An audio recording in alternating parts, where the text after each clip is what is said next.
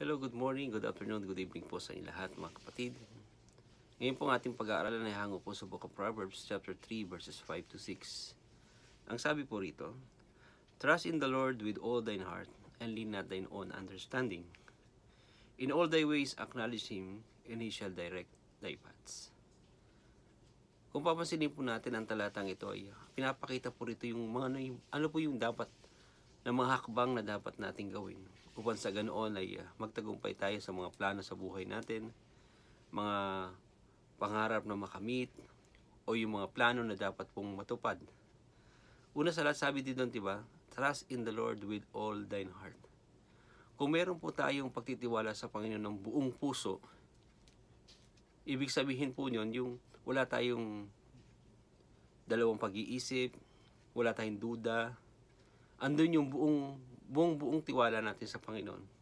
Ibibigay niya yung nasa ng ating puso. Sabi doon, and lean not thine own understanding.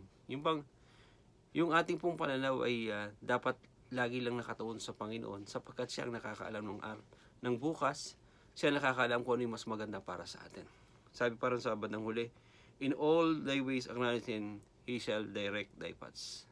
Sa lahat ng bagay, kung pinagkakatiwalaan ng buong puso ang Panginoon, dadalhin niya tayo sa magandang dako, magandang lugar, magandang posisyon, upang sa ganoon ay hindi po tayo mapahamak, kundi bagkos nandun yung maramdaman natin yung kasaya, nandun yung buong tiwala natin sa Panginoon, sapagkat siyang gagawa ng kaparaanan sa atin sa mga bagay na hindi natin kaya.